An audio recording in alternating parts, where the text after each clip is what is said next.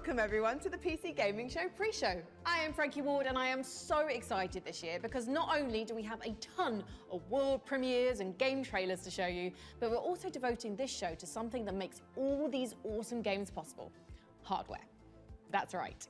For the past decade, we've been bringing you exciting previews of the hottest upcoming PC games, and this year we're also doing our first ever deep dive into the glorious, sparkling PC hardware that makes them run. Throughout the pre-show, we'll be talking with expert guests about the latest in hardware innovations and trends. And as you can see from my overalls and the workshop I'm sat in, we're going to be rolling up our sleeves and building something very special during today's show too. And who knows, you might learn a little something new for the next time you build your own PC. But before we get into all that hardware, here's a different sort of hardware for you to check out. Take a look at what's coming up for wholesome shopkeeping sim, Trash Goblin. In this wholesome shopkeeping game, you're an orphaned goblin trying to start a business. But you're not doing it alone. Say hi to Eamon. They're an antique dealer and your self-appointed guardian/business partner. And this is Auntie Val. She's a dear friend of your late parents and your other guardian. They don't exactly see eye to eye. Eamon thinks of himself as an entrepreneur. Auntie says that's just fancy talk for criminal. You might wonder how much trouble you can get into with old furniture, but Eamon's got a knack for it. Alongside that whole situation, you've got a business to run, helping out colourful customers like Donovan and his peculiar nesting needs, or clumsy blacksmith Redwar, desperately trying to impress her new boss, or Muff Romeo and their extensive and frankly exhausting romantic adventures. But you're your own boss. Decorate, invest in your tools, expand your shop, travel a little, all at your own pace. The fate of the city can wait. Trash Goblin, out now. One goblin's trash is another goblin's treasure. That's a famous saying in the goblin community, along with goblins speak louder than words and don't put all your eggs in one goblin. Trash Goblin 1.0 is out right now. Next up, we're going to be talking about a couple of the biggest PC gaming innovations of the past few years. But to do that, we're going to need a little help from some expert witnesses.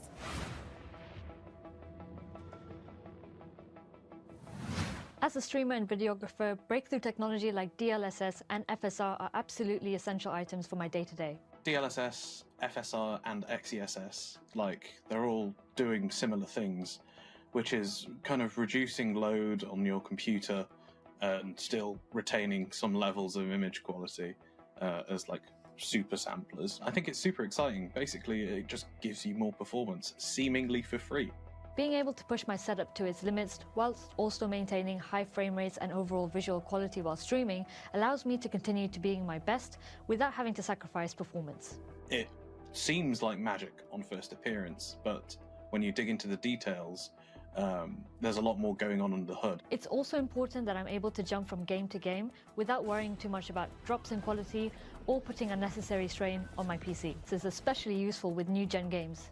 Whether I'm looking to dodge my opponent's crushing blow in Clair Obscur or plowing through the hordes in Doom Eternal, it's reassuring to know that I've got the hardware side of things covered. With new-gen games coming out, like Monster Hunter Wilds, they had support for frame generation, which is a part of DLSS. So you can render it in a smaller thing, use the super sampler, and then because that frame time is choppy, because it's demanding on a CPU, frame generation can help kind of smooth over those bits. It's given you more room to make your games run and look better while not increasing your performance impact. It allows you to get more out of your hardware. As games get more demanding, we demand more from them, especially when it comes to visuals. And when it comes to gaming monitors, we know nothing more than a good OLED with lightning-fast response times and infinite contrast. For more, keep your eyes on the screen as we monitor the opinions of a couple of OLED experts.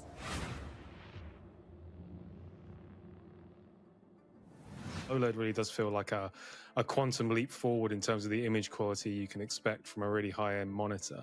And that's not to say they don't have caveats, but they are essentially the thing to aim for now. If you're building a high-end rig and you're thinking about what monitors to get next, really, if you're prepared to spend a fair bit of cash, and a lot of gamers are, you're looking at OLED monitors. From pixel response time, color range and latency, refresh rates, depth, getting proper blacks, they are simply objectively better, and you'll notice a huge step up if you upgrade to one from a sort of more traditional VA or TN or IPS panel. And they're getting faster and faster as well, which makes them a good shout for competitive gaming, or really any sort of gaming at this point. The big blockbusters that have enormous graphical fidelity targets and the sort of ambitions like Cyberpunk 2077 and Ghost of Tsushima, they don't look any better than when they're on an OLED screen.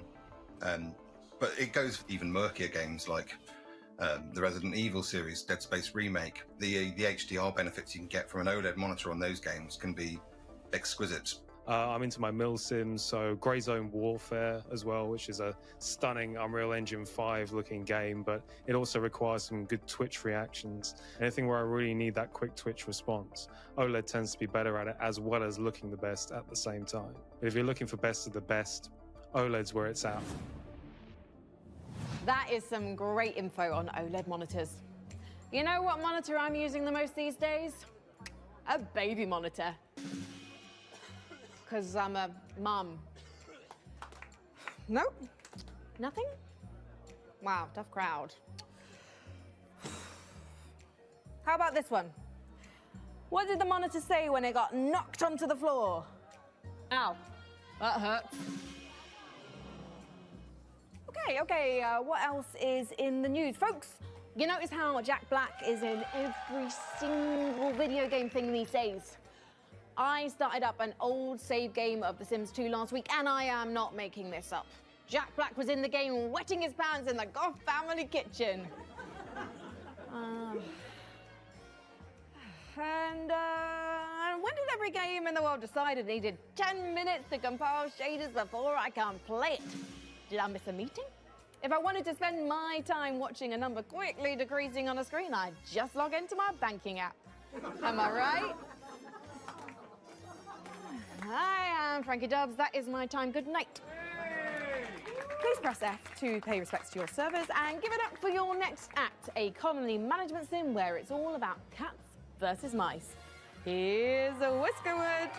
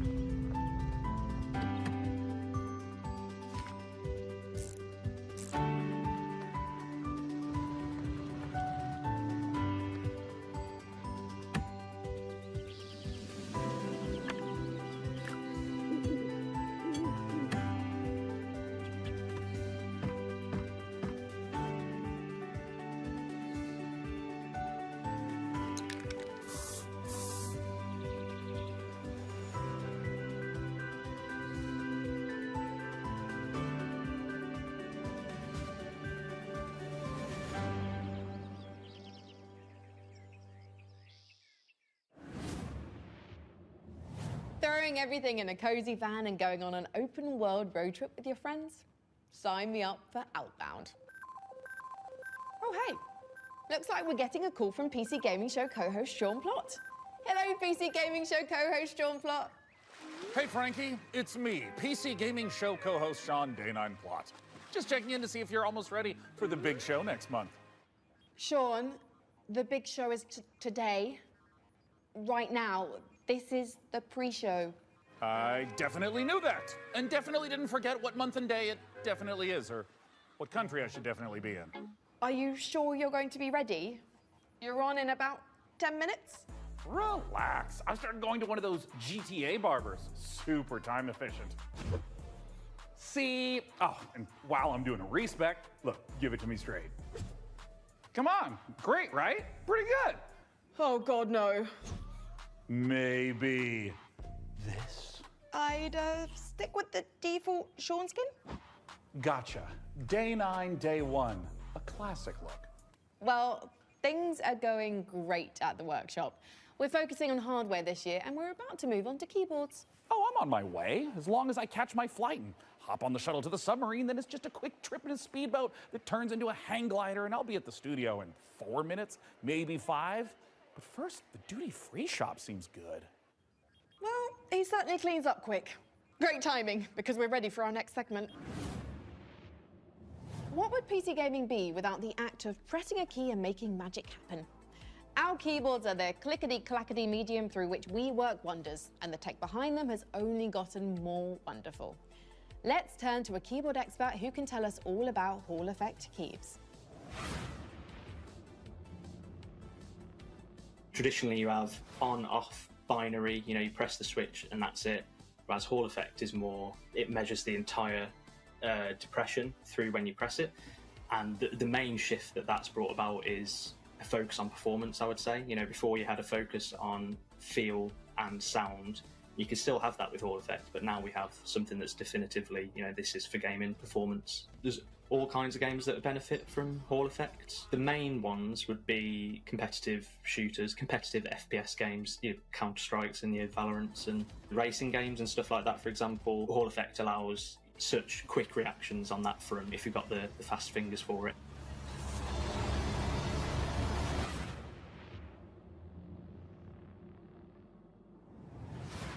Building your own PC for the first time, or even the 10th time, can be a little intimidating, but we're always here to help. Let's head over to our workshop's Build Centre to meet PC Gamer's Managing Editor of Hardware, Jacob Ridley, and see what he's cooked up for us. Hello, Jacob. Oh, hi, Frankie. Great timing. I'm almost done with that special build you requested. It took a lot of work, but I think you're going to be happy with it, especially the particle cannons and plasma railgun. What? I'm here about a custom PC build. Are you sure? Let me check the work order. Jacob, please build me an awesome custom PC by June 8th. I'll also need you to build me a mech so I can rain fire and destruction down upon all my enemies on June 9th. But do the PC first. Thanks, JDog, TTYL, Frankie. Blimey, I got the dates mixed up, so you definitely don't need the mech today? Nope. Power it down. Okay. It sure does look cool, though. That giant mech right over there, just off camera. So expensive looking, isn't it? It's a real sight to behold. Anyway, don't worry about having not built the PC yet, because it just means we can build it together during the show, and then give it away to one lucky viewer. It's so fortuitous how my careless mistake worked out perfectly. Before we get started, though, why do you think gamers should build their own PCs? Well, there's lots of reasons. Cost is definitely one, because you can absolutely save money over pre-built computers by buying parts separately and putting them together yourself. PCs are also one of the few electronics in your life you can build at home. Do you know anyone who's built their own television? My Uncle Bertram did. He worked on it for weeks, but it just turned out to be a cardboard box with some angry bees in it. He called it BTV, and it stung us. It stung all of us. Exactly my point. We're also living in an age where we're losing the power to repair electronics ourselves. What happens when something goes wrong with your smartphone? You have to take it to someone to get it fixed, or more likely, have it replaced completely.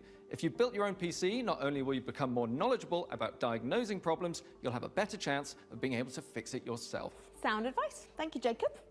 But don't start shopping for parts for your own PC build just yet. You might be the lucky winner of the awesome custom PC Jacob and I are going to put together right here today on the PC Gaming Show. But first, we've got one more game to show you as we build our way to the end of our pre-show. If you're a fan of Unlikely Animal Friendship, something tells me you'll dig the new trailer for Cappy Castaway.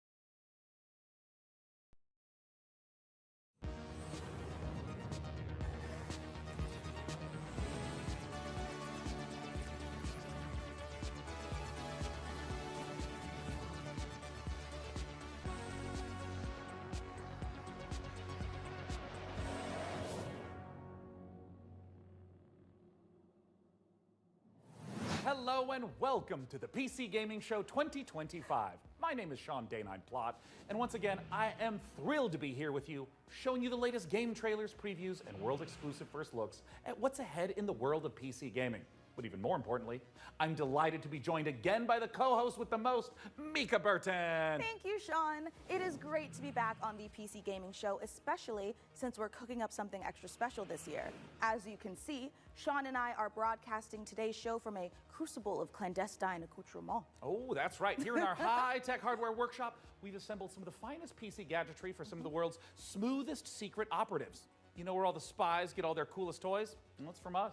We've made headsets that double as wall-climbing suction cups. We've made keyboards that can turn into cars that turn into boats. We've also built a laptop that's a crossbow that's also a blunderbuss, and I'm afraid to touch it. That's how you know it's good. We made a gamer chair that turns completely invisible thanks to cloaking technology. Sean, the invisible chair never actually made it out of R&D. Well, that's what they want you to think. Regardless, we're in the process of using every ounce of our high-tech, top-secret, burn-after-reading black books engineering at our disposal to build what we call the Rig. Ooh. The Rig is a top-of-the-line AMD-powered gaming PC, and it could be yours. Because after we build it here today, we will be giving it away to one lucky viewer at the end of the show. But that'll happen a bit later. Right now, let's kick off the show the PC Gamer way with three, count 'em, three world premieres.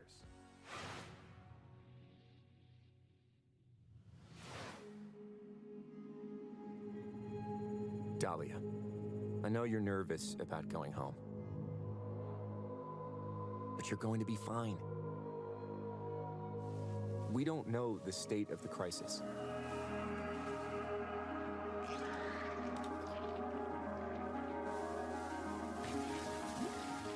But a job's a job, right?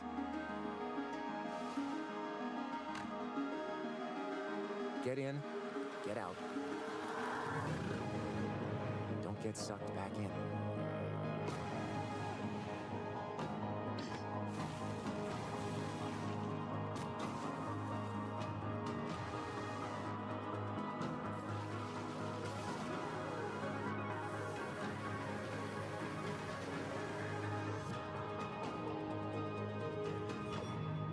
Remember, Dee, it's just a job.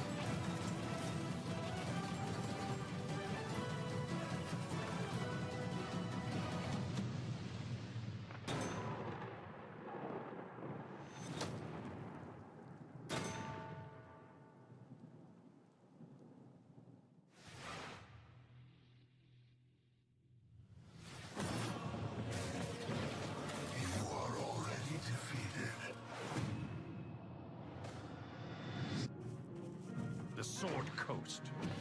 Neverwinter. All these places will be consumed. They call you the Shard Bearer, a piece of Gith's blade within you. The only one who can help us defeating the King of Shadows. Bring in the accused. Did you really think you could keep such relics of my people?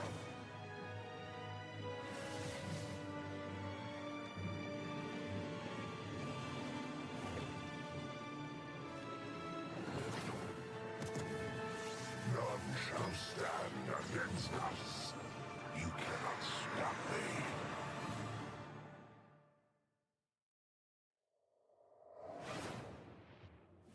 A Obsidian's 2006 classic RPG, but it's all new and shiny again. Honestly, I'm calling in sick the day it launches. Ooh, me too. I think my excuse will be food poisoning. I was gonna go with regular poisoning. Interesting. Go on. Well, I already have so many sworn enemies and even more unlabeled bottles in my kitchen, so it's entirely believable. You know what? You do you, my guy. In the meantime, let's check in with Frankie and Jacob about the rig. Thanks, Mika.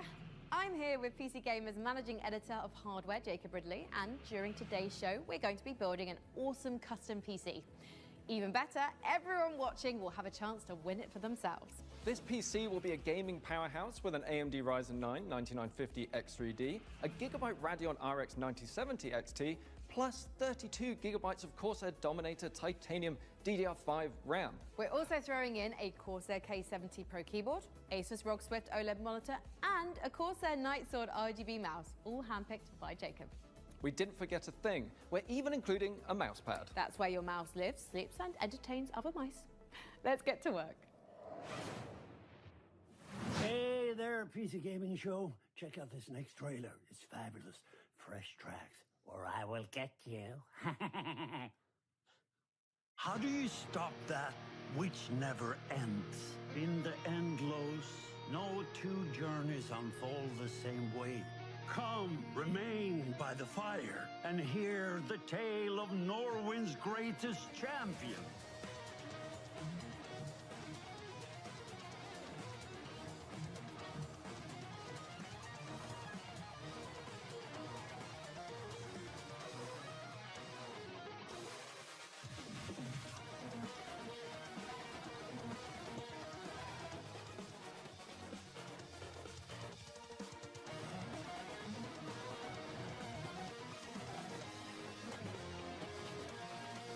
There's no one I would rather die alongside than you, my champion.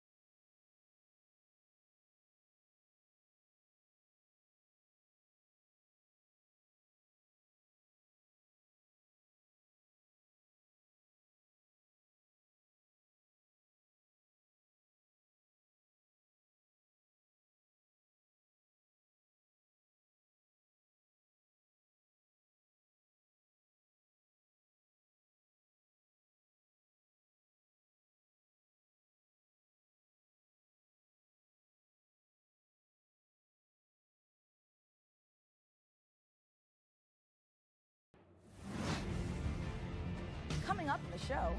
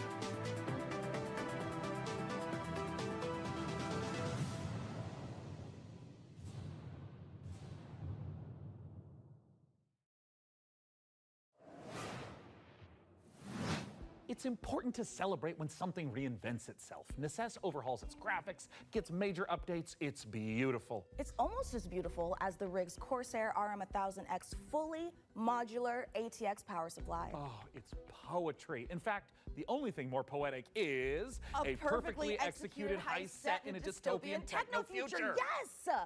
When we heard the makers of Payday and GTFO had a new co-op heist FPS in the works, you know we had to find out more. So we infiltrated 10 chambers and interrogated the makers of Den of Wolves. Here's all the info we dredged from their genius minds. We were prepped and ready for the heist. We had stolen Tier 7 passkeys,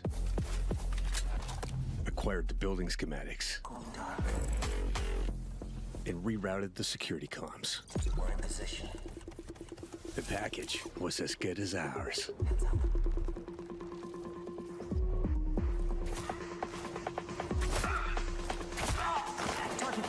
Every variable accounted for, but we fucked it up anyway.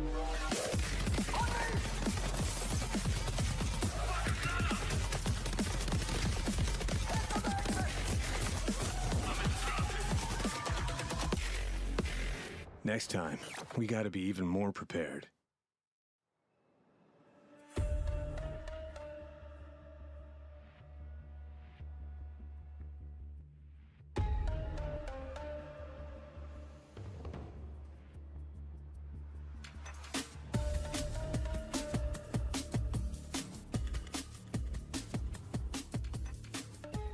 Den of Wolves is a first-person shooter, four-player co-op heist game taking place in the future. We focus a lot on player agency, story, and keeping the player on their toes with some interesting elements that take you out of the brick-and-mortar world of Midway City, where the game takes place. It's a power fantasy, even though there's obviously tension as well with like stealth segments and stuff. But the identity of Den of Wolves primarily is balls to the wall. Den of Wolves is stepping back into our Payday roots. The big difference is, of course, the sci-fi area, where we can play around a lot with design.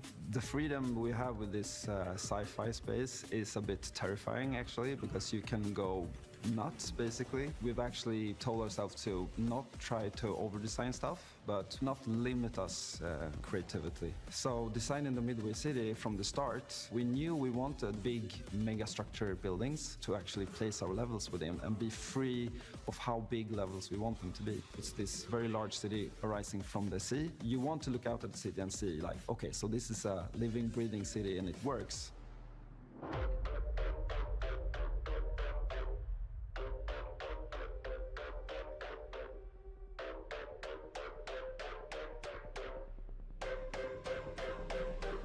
Coming back to the heist genre is sort of a, I don't know, after Payday 2, I felt like I had so much more things to do in my head, like what I wanted that game to be. A contemporary setting limits you in so many ways. Everything you do to enhance the game breaks the theme. With a sort of a sci-fi theme on it, it enables you to stay in the pocket of thematics and still solve things from a gameplay angle. When making a game concept or a world, you have to think about what tools it gives you to solve problems in the future. And the sci-fi thriller theme gives us a lot of tools to play with. Midway is just a corporate haven. There's no rules, there's nothing. It's divided up into districts. There's even like district wars and this kind of thing within the city. So it's a very classical in a way, dystopian take. Kind of like a classic role-playing game of saying like, oh, this is the backdrop, and I'm gonna hand you a new adventure and have a bit of fun.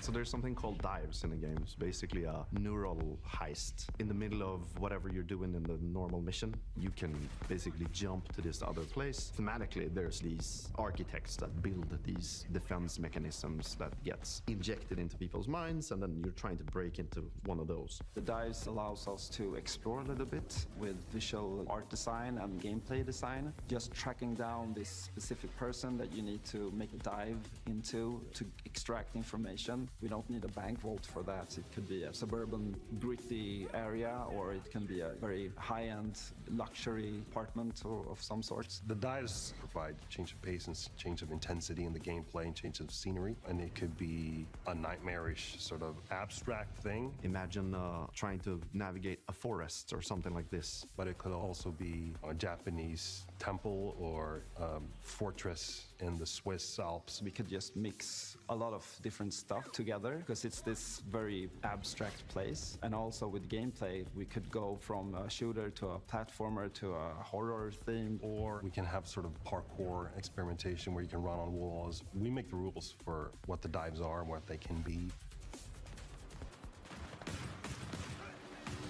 The heist fantasy in general maps really well to game psychology. I'm a psychology-driven game designer to a large extent because we want to motivate you to keep playing, and also like what are we stealing and what's the economy of the game. And I'm not talking about getting people to spend more cash. It's what's the drive of the game. And I think building new things or crafting things is a very interesting area. A good example would be like this thing we did for Payday where you would craft masks and this kind of thing. Yeah, we're going back to the masks. I've heard people tell me before, like, oh, GTFO and then it's a masks game, right? I'm like, really? Yeah, maybe it is. But we wanted to make something different. Like, we didn't want to go fully masculine, maybe doing, you know, these big skull masks. Like, we don't want to limit us to not do it, but with the mask we have now, we actually wanted to bring some feminine, some sexiness, you know. So one of the inspirations we actually had was the Keira Knightley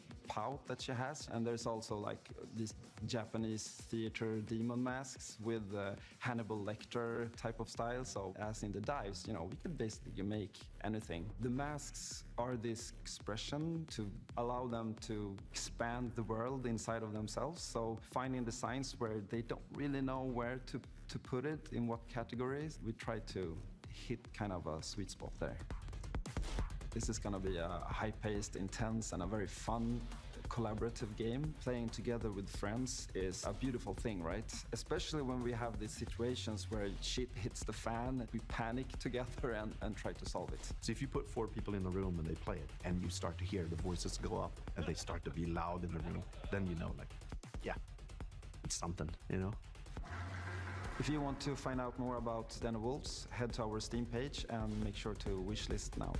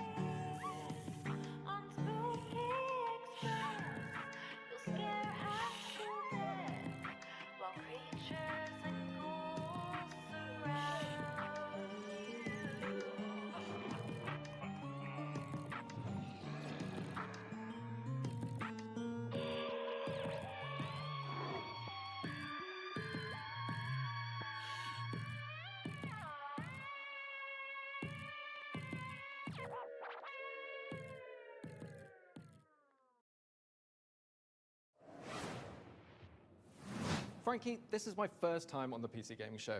Any advice? It's not that hard. Just show up on time, learn your lines, and don't cross me. Don't you ever cross me, Ridley. I will destroy you.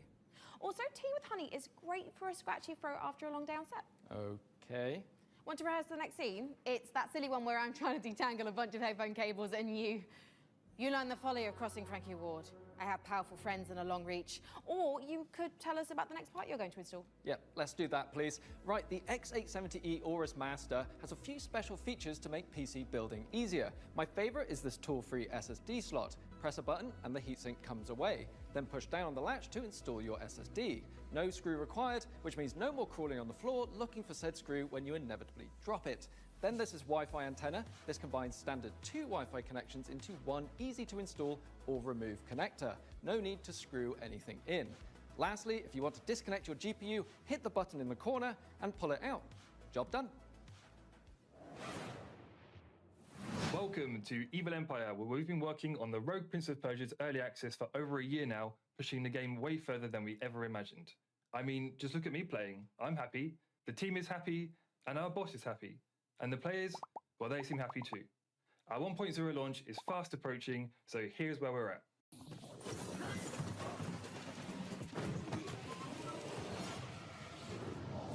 Death shuns you, Prince. Use this gift and right your wrongs.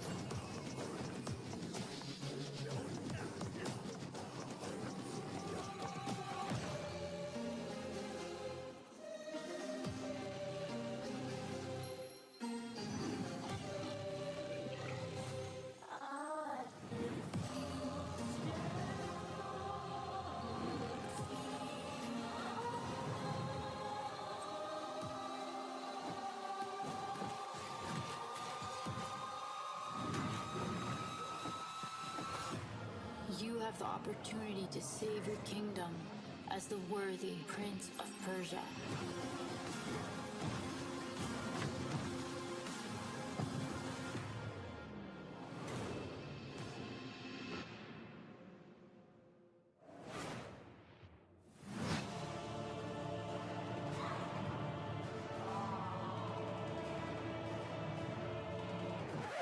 Yep, that's me.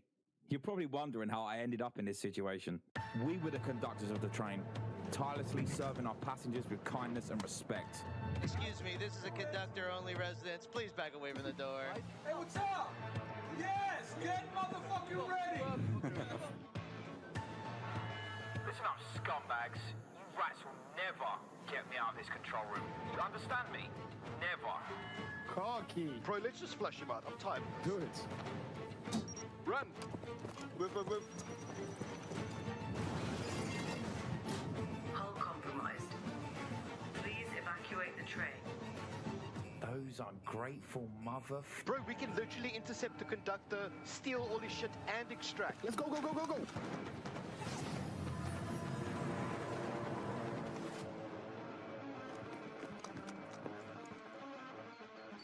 I'll take right, you take left. Say go. Go, go, go, go, go. We got them! We got everyone! Engine fall in 10, 9, 8. Carabao, we gotta move! 6, 5, 4, 3, 2, 1.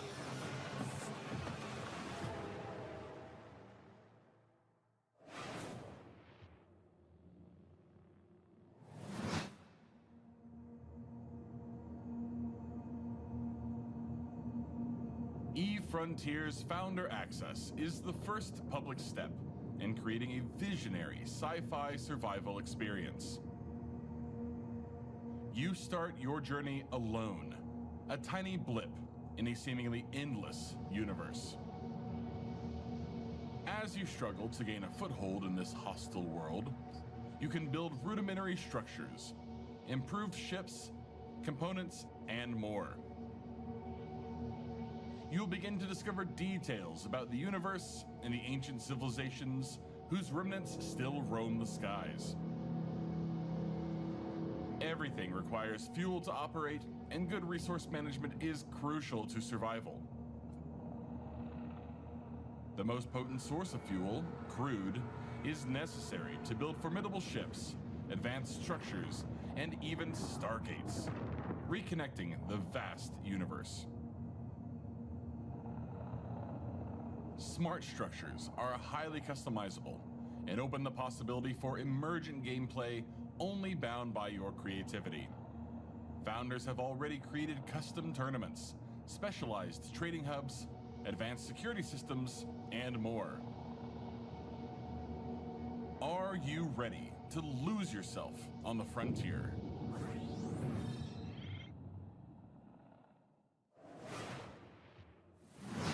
Wow, I knew space was dark, but that was dark. CCP really knows how to make the destruction of the universe look kind of beautiful. I'm honestly looking forward to being ambushed in the depths of space in EVE Frontier. But if you're like me and the thought of being caught off guard is a no-no, just head over to the PC Gaming Show Steam page and you'll find every single game we're showing today in one convenient spot ready to be wishlisted. So no scary surprises. Absolutely. And now here's a look at some of the great games from puzzle publisher Astrological.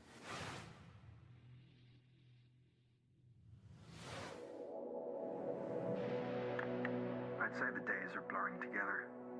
But what days? As for the isolation, I'm an introvert. It suits me.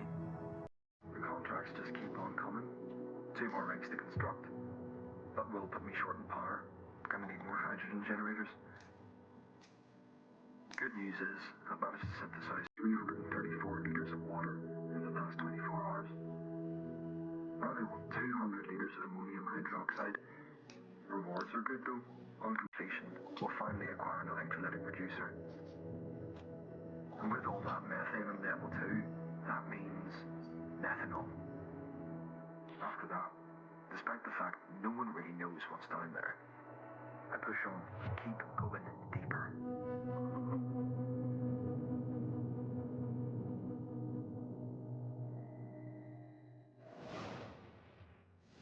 Welcome to Matsuzawa Manufacturing Factory Number 1.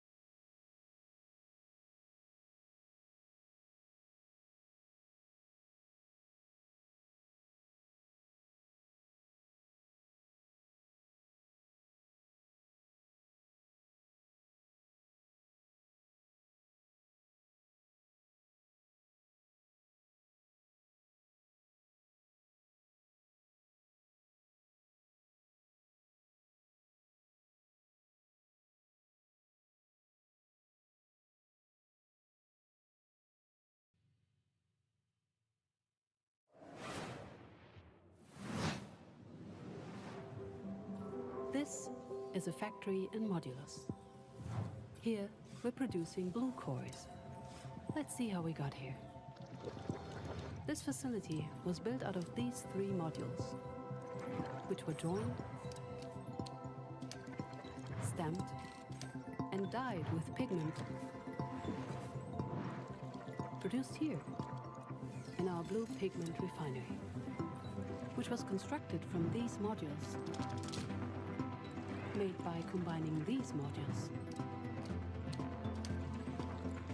cut from cubes, which were melted from polyrock, extracted here.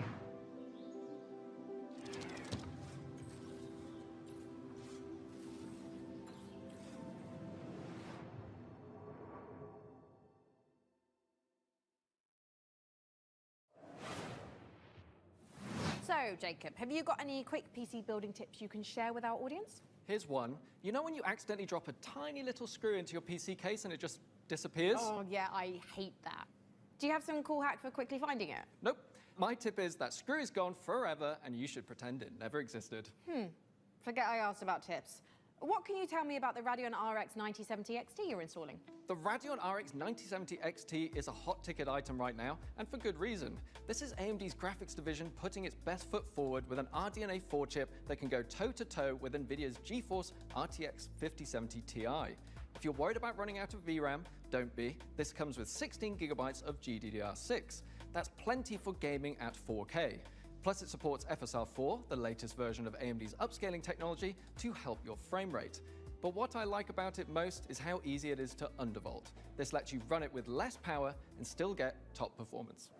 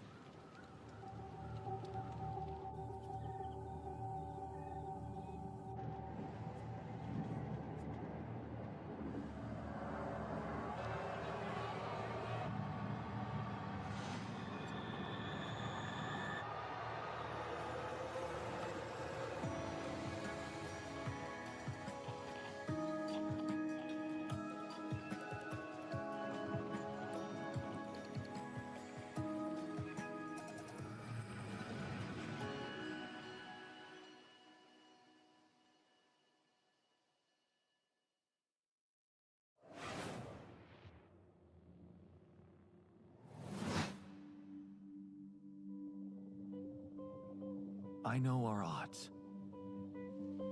Maybe it's time to consider the easy way out. Give me all your love now. 'Cause for all we know, we might be dead by tomorrow. I can't go on wasting my time, adding scars to my heart. 'Cause all I hear is I'm not ready now. You were always one of us. From day one.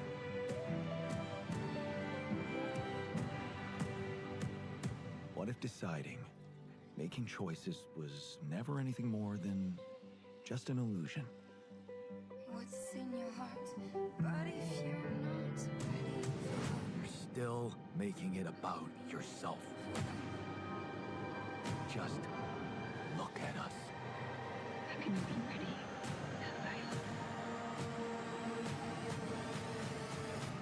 I just wanted to find a way out. 'Cause soon enough we'll die.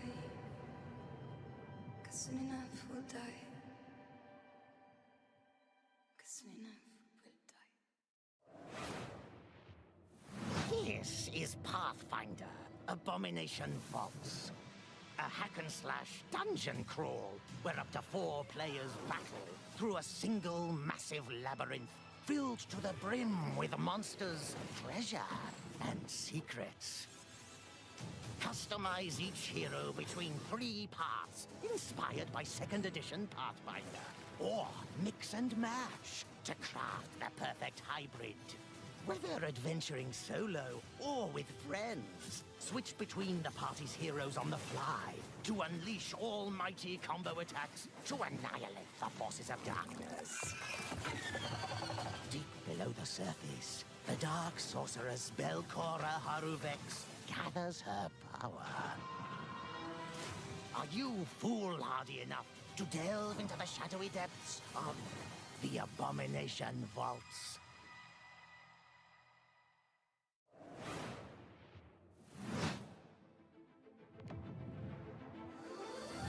We meet again, little merchant. Still taking up the challenge of a double life. Torn between one endeavor and another. 2 sides of the same precious coin. In one life, you brave dangers, while in the other, you put your skills and hustle to the test to grow your store. As you chase that vision, you may pause and wonder, is this pursuit more important than its destination? That answer lies within you, little merchant. Computers aren't the only thing we build here at our hardware workshop. While Frankie and Jacob are working on the rig, Mika and I have been preparing some more elegant equipment for fieldwork, spy gadgets. See here, this might appear to be a standard ATX full-tower personal gaming computer. In actuality, every component is also an extremely cool spy gadget. Take, for instance, this CPU fan. In reality, Ninja Star. Huh, that did a real number when we tried it on an intern. Well, moving on, we have our range of hidden tasers. To the untrained eye, a coffee mug. Yeah. In reality, a taser. Ooh, or how about this? To the untrained derriere, a roll of toilet paper. But in actuality, you guessed it, it's a taser. Hey, what about this? Is this like a hidden listening device, USB, or is it maybe a spy camera? Oh. That is, of course, also a taser. Don't worry, he'll be fine. Eventually. For now, let's check out our next exciting world premiere.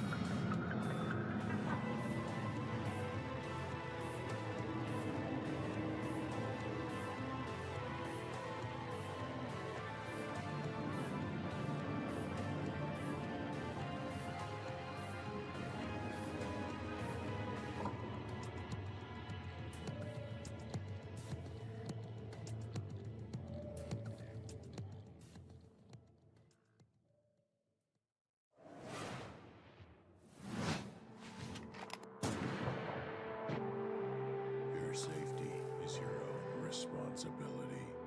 Sharing a roof with someone, make sure they're humans. Check their eyes and teeth. An overlooked visitor will kill you.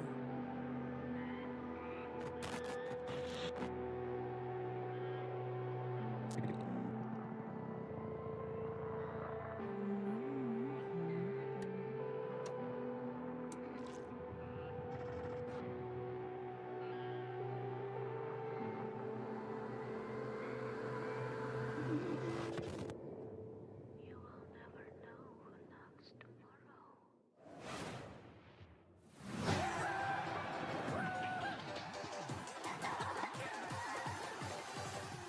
I'm Oscar, a solo developer, and this is my game, Botsu.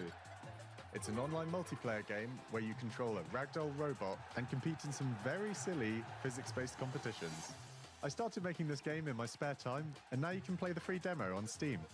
You'll start off in a lobby area called Bot Central, where you can meet up with your friends and mess around with the sandbox while they arrive. When you're ready, mind the gap and hop on the matchmaking train to your Botsu tournament.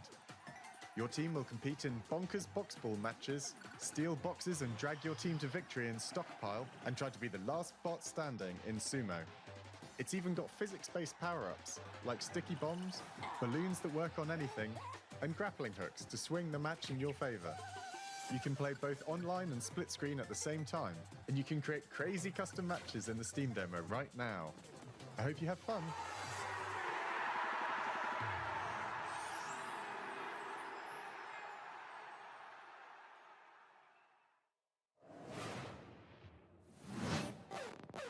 Spotlight, hot nights, glow red in the stoplight.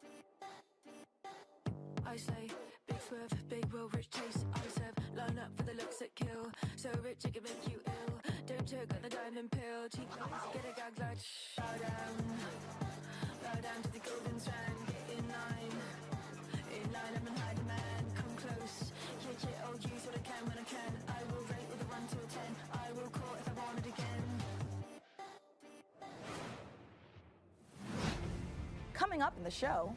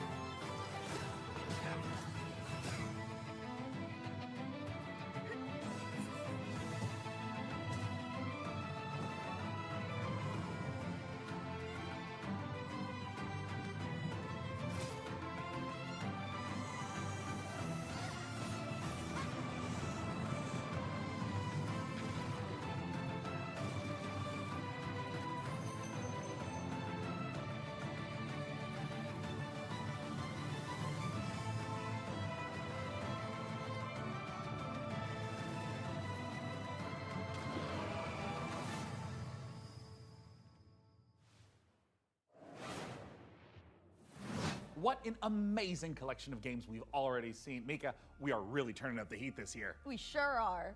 Mika, what is that? Oh, it's thermal paste. Oh, wait, let me guess. It doubles as like a plastic explosive, or maybe it's a potent tranquilizing gas, or is that just like another taser? No, it's literally just thermal paste. You know, it transfers the heat from your CPU to your heat sinks to avoid overheating. Oh. Plus, it is an amazing cookie filler. It's like forbidden icing. Mika, you can't eat thermal paste.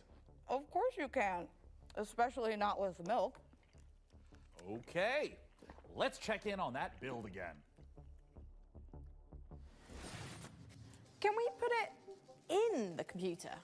Absolutely not, but I'm certainly going to try. Before we get ahead of ourselves, what kind of CPU is this puppy working with? It's with no small amount of envy that I say this. We're equipping the rig with an AMD Ryzen 9 9950 X3D processor. Put simply, this is the fastest 16-core consumer CPU money can buy. It combines the best parts of every processor ever made.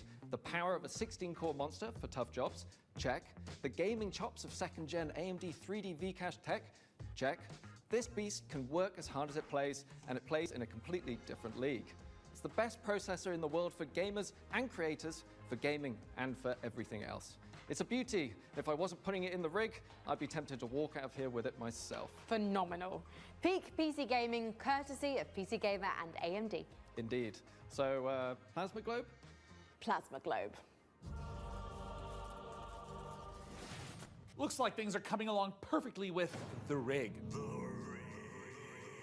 Which is perfect because right now we've got another exciting world premiere to show you from our friends at Fail Better Games.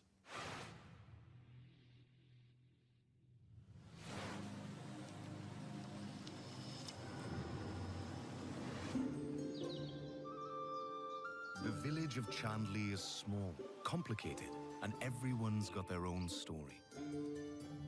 For 100 years, the practice of horticulture has been under a curse, making even the simplest act of cultivation unpredictable.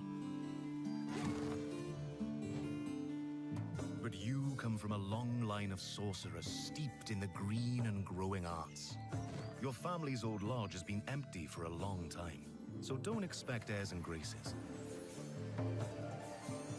Chandley may be small, but it's thick with secrets and set in its ways. Is it ready for the return of a mandrake? The Mandrake setting is based on British history and folklore. For research, we've walked in a temperate rainforest and visited an ancient coal mine beneath the Forest of Dean. It's a world where overfishing might cause a river to put a curse on you, and where you'll go delving for bright minerals in the forgotten deeps. Sunless Sea and Sunless Skies did have some light cannibalism in them. You can't eat people in this one, but that doesn't mean that it's safe. There are old powers waiting in the corners of the world, and the night does not belong to mortals. If all of that sounds good to you, wishlist Mandrake on Steam right now.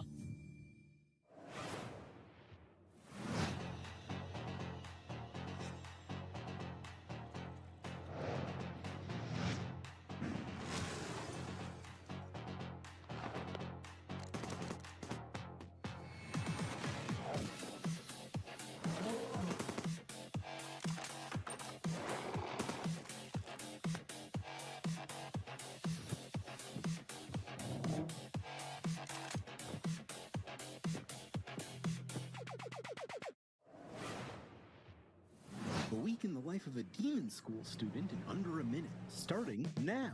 Monday, catch up on the news. Get a new assignment. Fight some guys using tactics. Check your diary. Tuesday, investigate a spooky classroom. Gain a rival. Fight some more guys. Find a dog. Wednesday, romance your friends. Kick an egg. Fight those guys. Thursday, follow some blood. Track down a missing sandwich, pull a new friend out of nowhere. There's guys, you fight them. Friday, find a cursed dog. Learn a terrible secret. Fight a really big guy. The weekend, sing karaoke, race beetles, rent some tapes, and generally just relax. That's 1 week down, many to go. Wishlist Demon School, an RPG with tactical battles right now.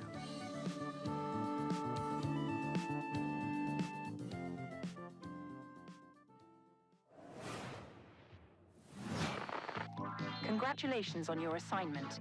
You have been selected to oversee a caretaker deployment in Sector 43A. This video will introduce you to your unit and its sacred directive, the preservation and propagation of the human species. After global hydrosaturation, Earth became uninhabitable. Humanity moved to orbit, but reproduction in space proved impossible. Moses responded with the Human Seed Program. Cryogenic embryos are grown to maturity in surface-based Lazarus pods, then transferred to orbital colonies for immediate workforce integration. Your caretaker unit manages every step: retrieval, growth, and orbital transfer. Caretakers maintain surface facilities, build autonomous power systems, and adapt to any anomaly, from environmental failure to unauthorized presence. Enjoy the rest of your assignment. And remember, Every seed you plant shapes humanity's future.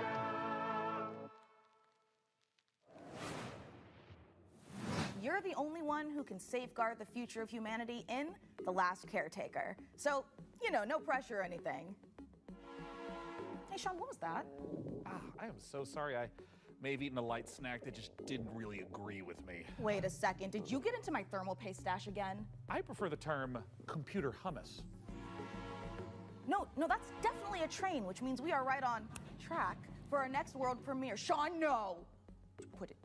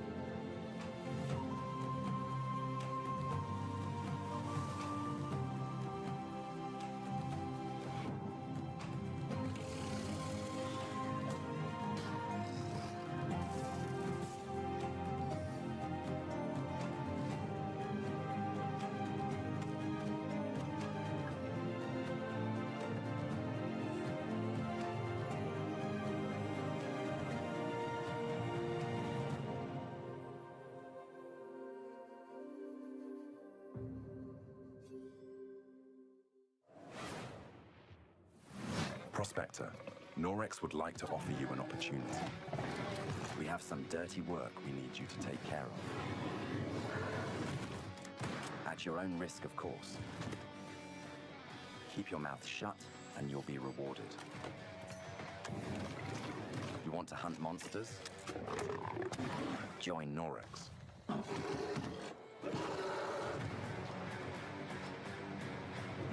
And don't ask questions.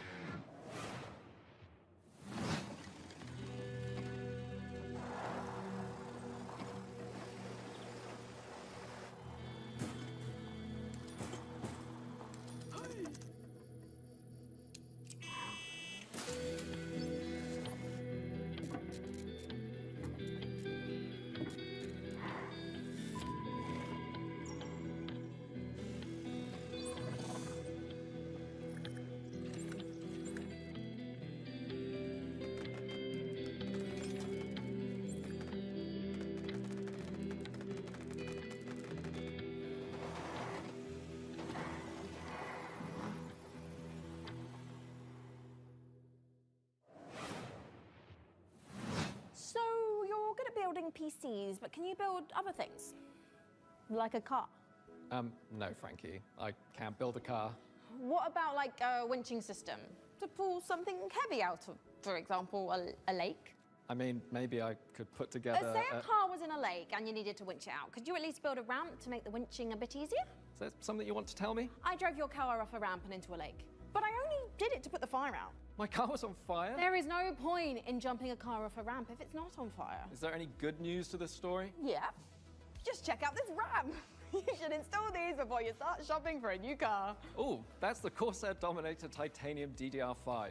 This kit is perfect for building an all AMD Ryzen build at 6,000 megatransfers a second and with low latency. However, we've also stuffed something special here, a light enhancement kit. That's a pair of dummy sticks that look the part but don't actually contain any memory chips. This is a great solution for an AMD build, as it means you can stick to the more reliable slots on the motherboard, 2 and 4, while looking the part. It also pairs nicely with our Haven 420 case, which offers thermal optimization through its central GPU airflow that sits within a dual-chamber design. That sounds like the perfect hardware combo for anyone looking to frag draw cards, explore endless dungeons, or simply stream with friends. But while you're out there updating your part picker list, why not check out this exciting upcoming game?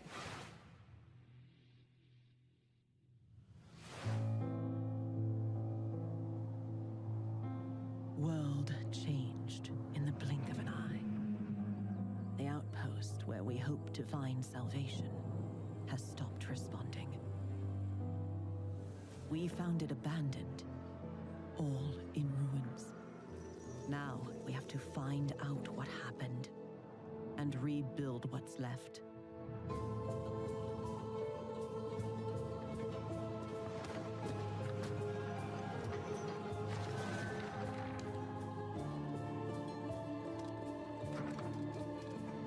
As we make the most of the little space the tree afford, we live under a constant threat from the fog. Not an ordinary mist that we knew before, but one that overwhelms us with the worst kind of fear. And yet, if we want to survive in the new conditions, we must not only fight the fog, we must explore it, research it, understand it, as the fate of our people, maybe even the world, depends on it. And all before fear consumes us all.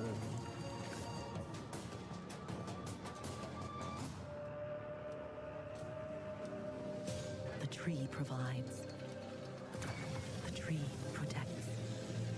The tree prevails.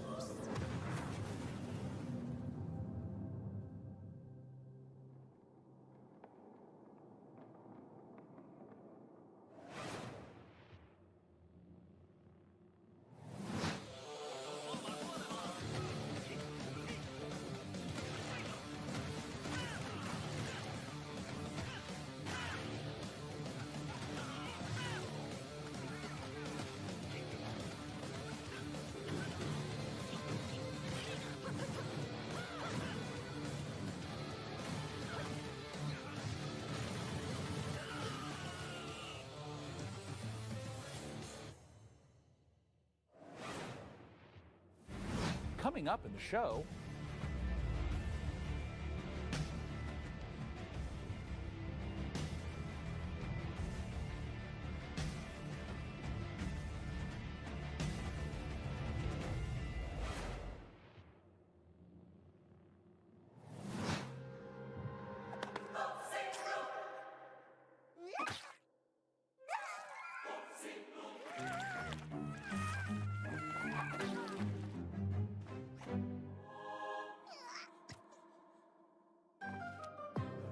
Your cult is waiting for prophets to lead them.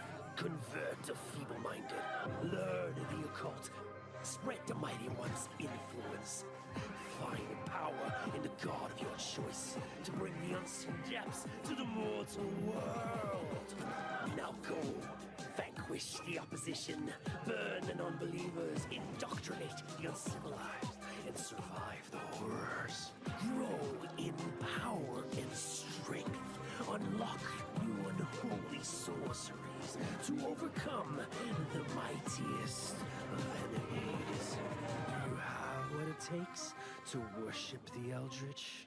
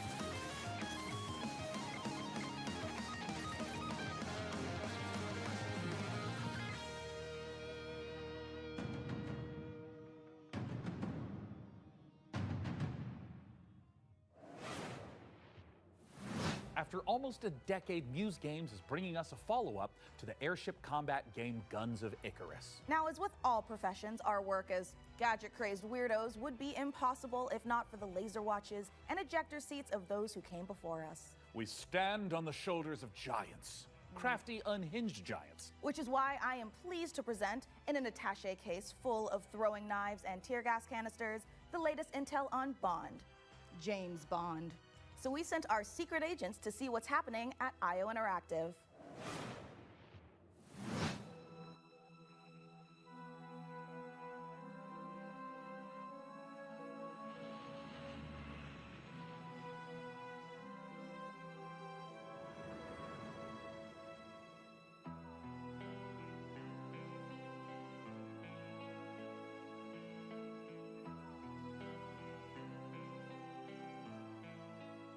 When things got together and we figured out that we were going to work on such a legendary IP, we were very, very excited. It's a huge opportunity, and also the fact that it hasn't been a game for 14 years just adds to the excitement of a comeback of this game in gaming. The colleagues that we have here are phenomenal, and I think taking all of their experience from the sort of agent fantasy that they've been building for all these years and applying it to the Bond franchise has been incredible to see and to be a part of. We're making a standalone James Bond game, but there are characters and locations that I think are going to make the fans of the novels and the fans of the movies and the cinematic history really smile. In any kind of IP where there's some known aspects of the character, you can initially view these as constraints, but really they're strengths because we get to work with all these amazing partners. Aston Martin and Land Rover, collaborations with Omega, and all of these things lends itself a sense of credibility to the player that this is a real James Bond experience. Crafting this character has been both exciting and extremely challenging because it's a balance between being very true to Ian Fleming's novels on the character, yet bringing some part of IO into that. The most special thing about our version of Bond is that it's an IO reimagination of the origin of Bond himself, and it allows us to really dive in and learn about what it takes to enter this world of espionage. It was very important to us from early on that we didn't want to synthesize Bond. We didn't want to go in and cherry pick qualities from different aspects of stories or whatever. We wanted to make something that was fully original. So he's young. He's someone who doesn't yet know all the things we know about James Bond. He has all the core qualities. So he is irreverent. He's inherently charming. He's funny, but he's not yet cold. He's not callous. He's a more energetic. He has that impatience of youth built into him. Somewhere in between a naive, not yet worn down, principled young man, and then that journey onto this hard-hitting, colder guy that we might recognize. That space there was really inspiring to us. He is very true to his North Star and his values. And the story is very much about when you meet the harsh, political, dangerous world out there, how does a young man fare while still retaining his values? Not only will we get to experience the character changes and the lessons he needs to learn, but also how he gets his famed gear. The world is a big part of how you solve the problems as you get to them. Using the environment and weapons and charm, and obviously gadgets is a huge part of that. We have a lot of the gadgets you'd expect and then quite a few you wouldn't. So our longtime fans from our Hitman franchise can expect to recognize some of these core elements from our Interactive in our James Bond game. A really core aspect of this game is what we call creative approach. And it has to do with standing outside a lavish location. We're going to give you an objective in here.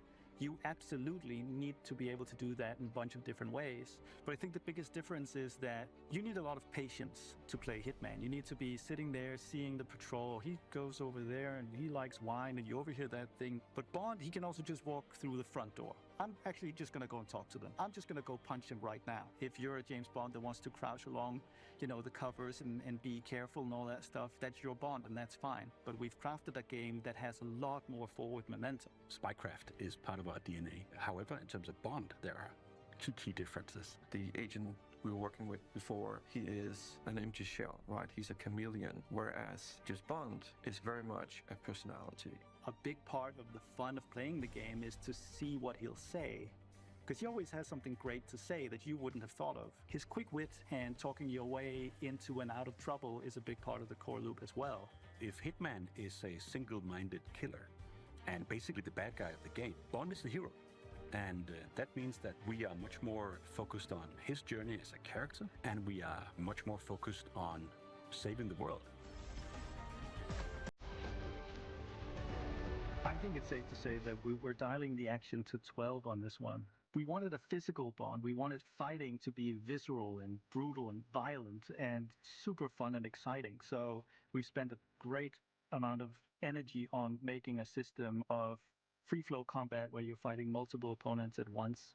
You can grab them and punch them and throw them into each other, use the environment. We really did strides and upping the dynamism, the kinetic feel of the combat, be that in melee combat and shooting and the seamless in and out between that. It's very, very exciting. We as a studio and as a team have evolved a lot to do top class action, spectacle moments and spectacle situations, all interactive. The situations you get into are absolutely wild. It's because that's the 360 experience that our fans deserve and expect from a Bond experience. And we've really pushed our engine to sort of bring on this higher level of spectacle and fidelity to the game. This production has pushed our internal tech beyond, like miles ahead of what we were able to do before. Depicting these beautiful different cities and locations, exotic types of vehicles, not just normal vehicles. So we take everything we know, but also evolving with technology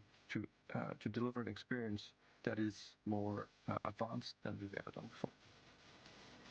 This has to be a larger-than-life action adventure story, and that's what we've delivered. But it's always with character at its center. There's never action for action's sake. It's because it leads to the next thing. It's because he needs and has to do this in order to succeed. Having worked on Hitman on and off for 20 years, this is the combination of all that work, all that skill, all that practice coming together and finally seeing the ultimate spy fantasy come to life.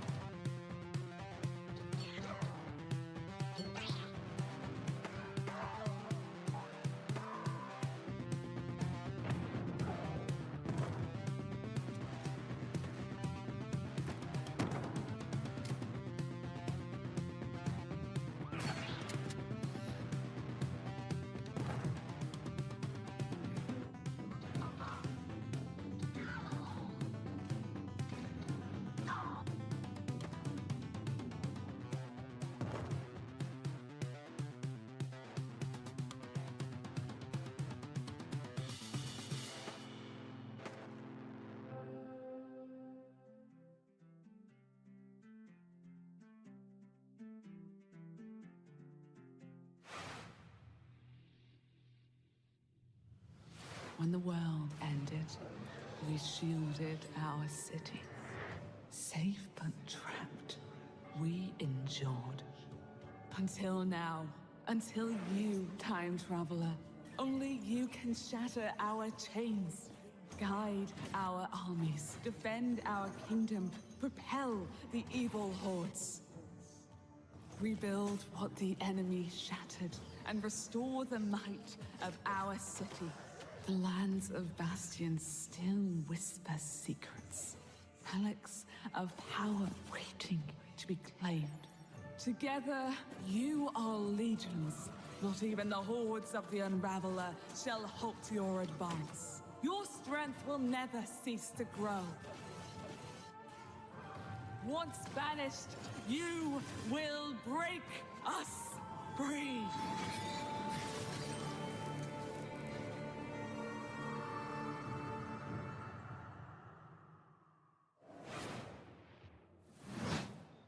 If it feels like something's been implanted at the base of your skull, that's because there has.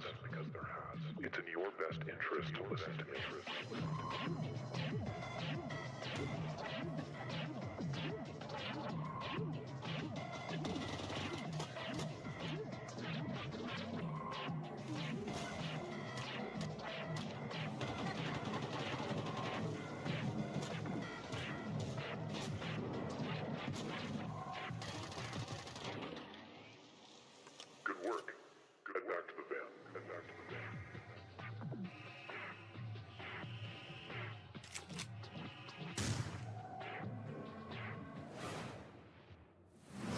can see, we are running a fine-tuned engine of gaming goodness.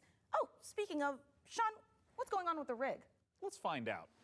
Frankie, Jacob, status report? We're doing great down here. Jacob is about to fill us in on what we're installing next. I'm just wiring up everything with our Gigabyte Aorus X870E motherboard. It's got a suite of features for reliable overclocking and memory performance, and its built-in thermal armor and heat sinks will keep our Ryzen X3D rig running great without running hot. And of course, our GPU, a Gigabyte Radeon RX 9070 XT with RDNA 4 architecture, and 3rd gen AMD ray tracing tech for competitive 4K performance. Awesome. And for those of you who want to speed up your own PC build, I've got a technique I always use. A montage. A what? A montage.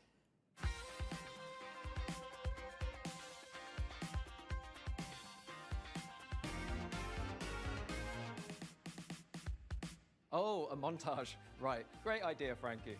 Freeze frame high five? Freeze frame what? Not gonna lie, I'm starting to get a little bit worried about the rig booting, but oh, perfect. In the meantime, here's some new tech for you, or should I say, some new Terra tech.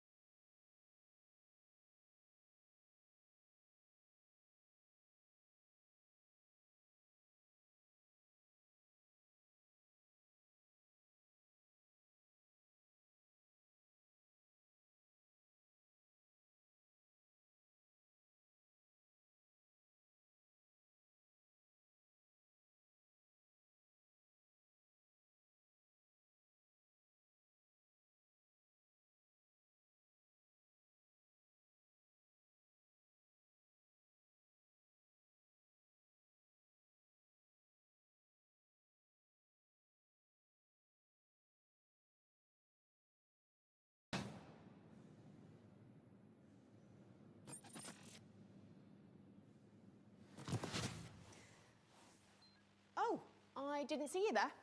Don't mind me, I have got a special friend stopping by, but don't tell the folks upstairs. It's a surprise, you see. When you see them, just let them know that they can add any of today's exciting games to their wish list. Follow the link below to see all the goodies in today's show. And in the meantime, let's see what our friends over at Rogue Snail have been cooking up.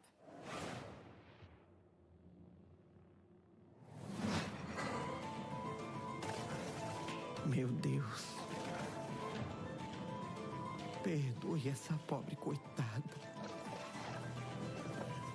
que de joelhos rezou bocado, pedindo pra chuva cair sem parar.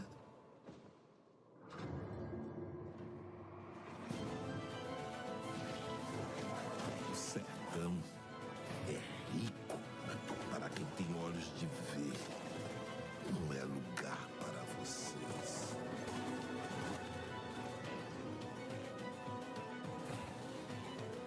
Uma pessoa pode lavrar um chão que nem mesmo cactos consegue brotar. Todos precisam saber sobre o que de fato aconteceu em Canudos. Eles moveram mundos para acabar com o nosso lar. Perdemos, mas resistimos, como Mandacaru, no meio da grande seca.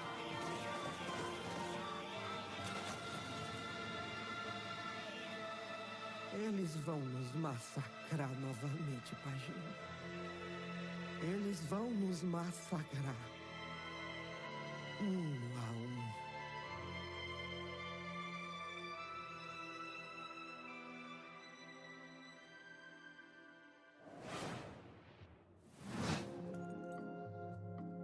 First, aggravated vandalism. Then theft.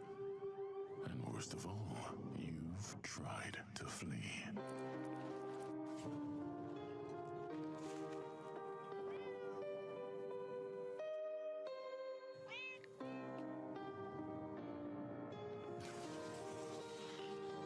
And it pains me deeply.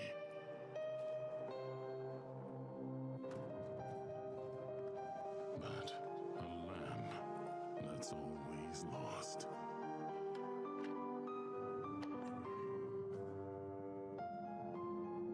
Has to be gold.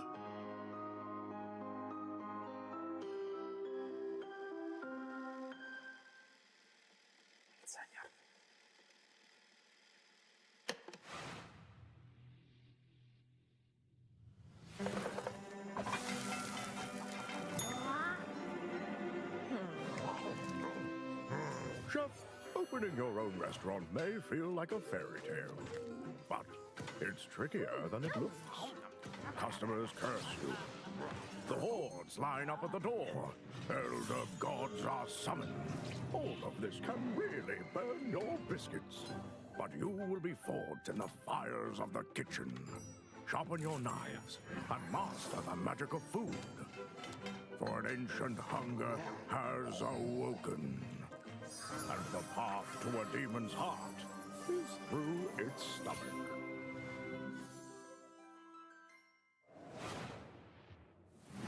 Hey, let's check in on how things are progressing with the rig. And make sure there aren't any saboteurs in the mix. Hey, Mika, how are the kids looking down there? Well, oh, it's not looking great. They're hooking up a... Oh my God, they're hooking up the PC to a printer. No, a printer, it's too dangerous. I know. I told them the rig is way too valuable to be anywhere near a printer. I know. We have to stop them. No. It's too late because they're downloading a driver. Oh, wait. God, why? Up. Maybe it's an okay. Jacob looks like he's laughing. Oh, no, he's sobbing. Oh, no. And now he's cursing God. Yeah. Why, you maniacs, why? Damn you, printers. Haven't you taken enough from us? Well, while our team does some troubleshooting, let's take back the post-apocalypse from hordes of mutants in co-op roguelite Guntouchables. If you're watching watching this tape, it means the world has ended. Welcome to Gun Touchables. It's not a game, it's a state of mind. It's about having such a cool gun, you're untouchable. That's why they call it Gun Touchables. Collect crates in the wasteland to help you kick more ass. But your enemies are getting upgraded too, and that's where things heat up. So get ready to blow stuff up, and smack stuff with a shovel, and shred stuff with a bone saw, and snipe stuff. Survival is about sticking together. It's about getting badass guns and even more badasser upgrades. It's about killing whatever this thing is. Because here in the apocalypse, you're up against a million maniacal mutants that want nothing more than to pound you into hamburger meat. There's only one way to survive, and that's to become Gun Touchable. Coming to early access on June 17th.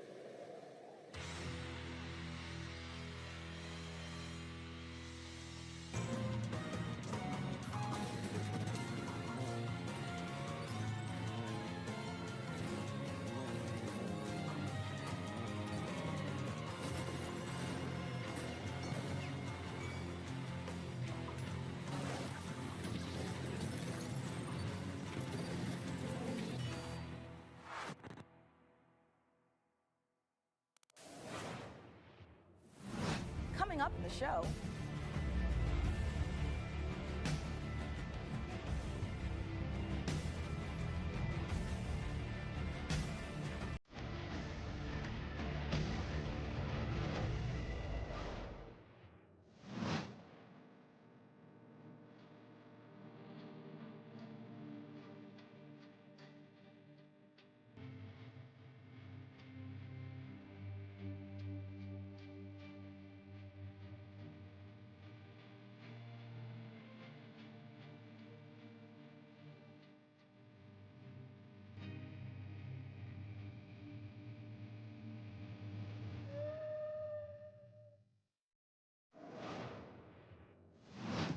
And this is the Superhero Dispatch Network.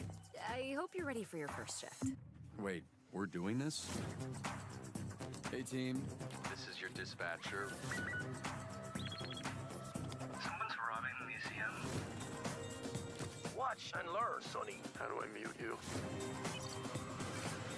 We're taking bets on when you'll quit. Friday? Today's Friday. I know.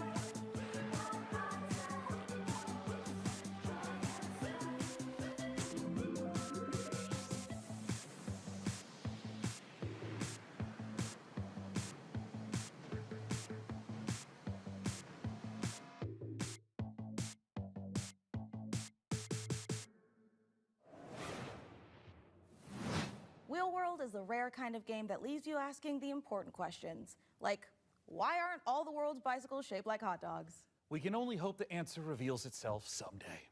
Until then, let's turn our attention to the latest from FBC Firebreak, the next game from Remedy. And if my tracker is working properly, it looks like Frankie met up with the Bureau.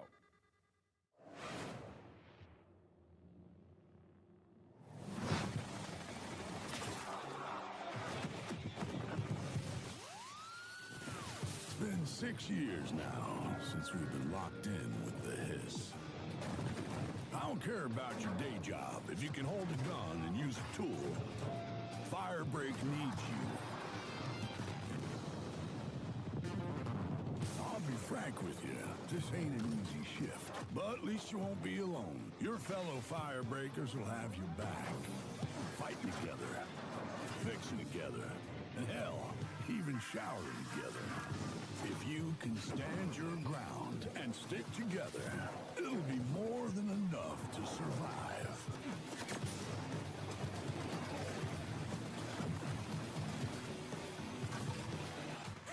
Corrupted item loose on site. On my way.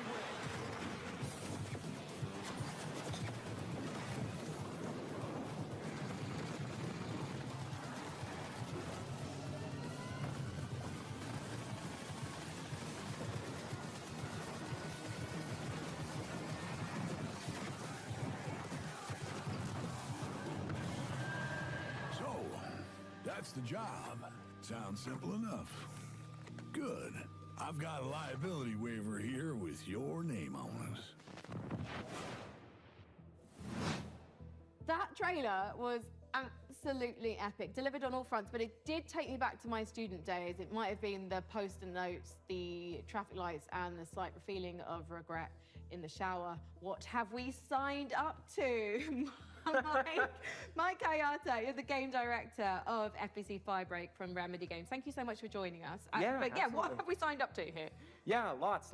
So that was our big launch trailer. We're coming out in just over a week now, so we're really excited to share a lot more of the game, stuff that we haven't shown, a little bit of all of the 5 jobs in the game, which are kind of different crises that you have to deal with.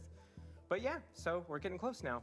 I remember when Control came out in 2019, and we're revisiting that world in FBC. Why was now the right time to revisit? Yeah, so right now it was just a great time for us to kind of go back to the oldest house. We never wanted it to kind of feel like we were retreading on Control, and that was like definitely something we thought about a lot. And one of the reasons why we shifted into a first-person perspective, so you could kind of go back into the oldest house and see it from fresh eyes in a different way.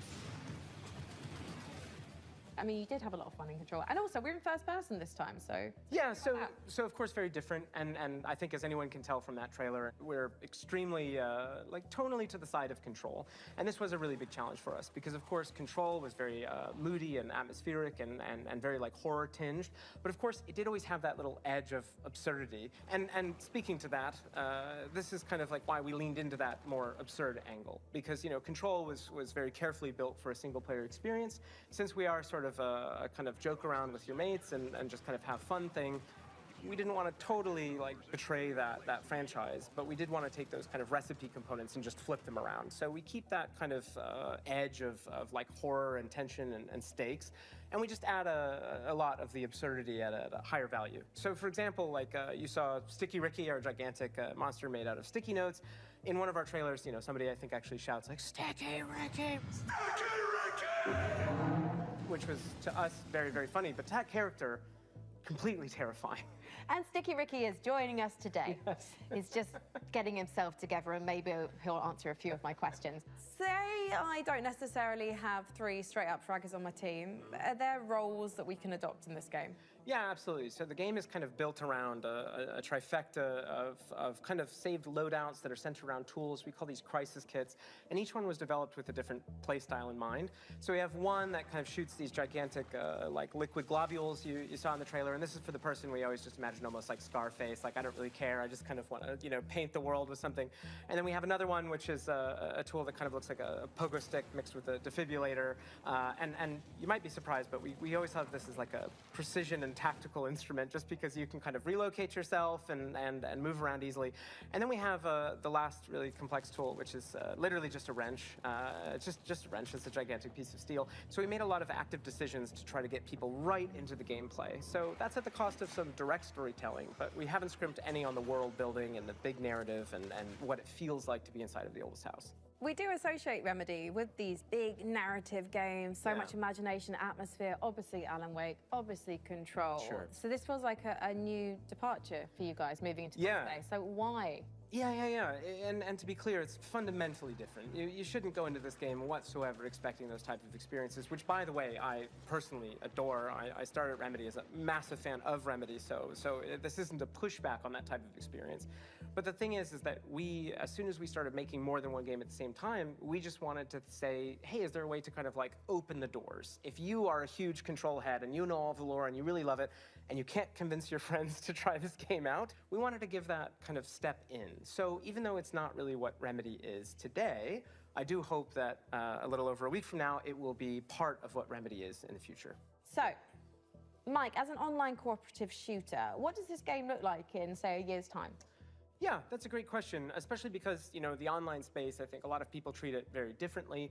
One of the big things that we're about is avoiding kind of like FOMO, like engagement. You know, you don't need to check in every day. We're not going to kind of add a timed battle pass. So if you come in on day one and you come back to us a year from now, all you're going to see is all the great stuff that we add. And speaking of that, already in this year, we're going to add 2 more jobs. That adds to the other 5 game modes that we ship with, already growing it by about 40% by the end of the year. We've got additional endgame systems and lots of plans. I'm just pitching it's a stapler, like opened out and it just...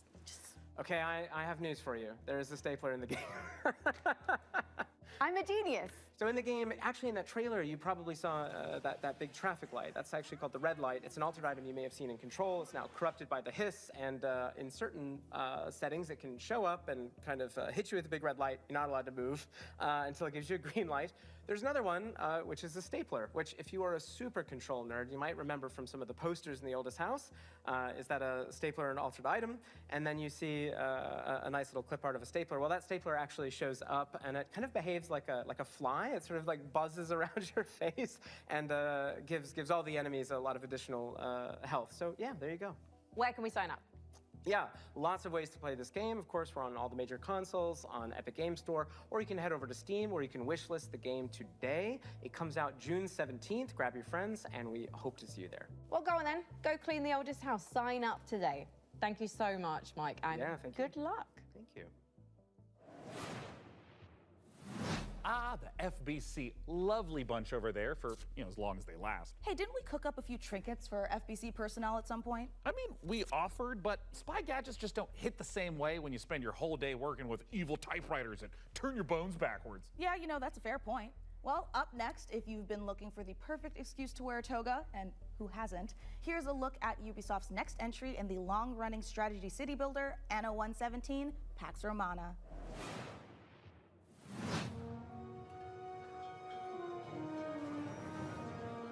If you want to be immortalized in ornateness, here's a little lesson in greatness. If governing is your vocation, it's all about location, location, location.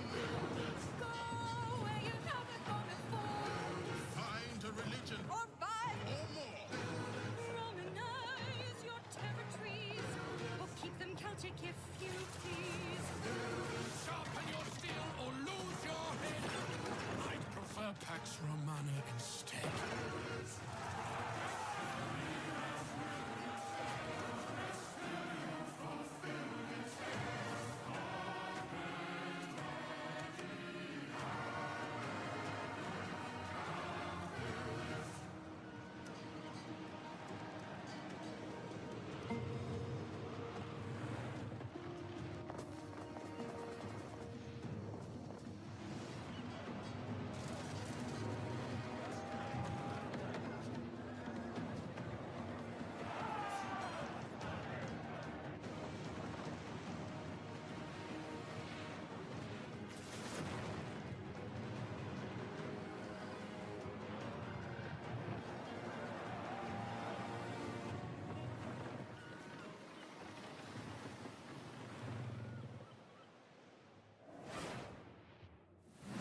Going up after all.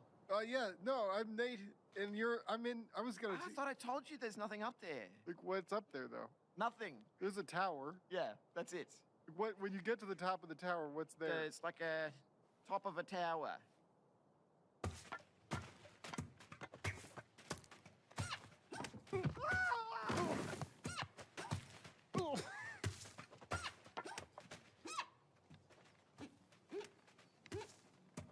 There we go.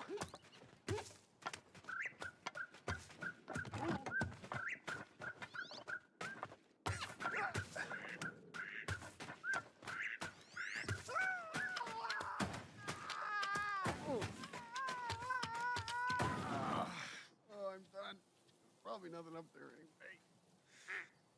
Yep.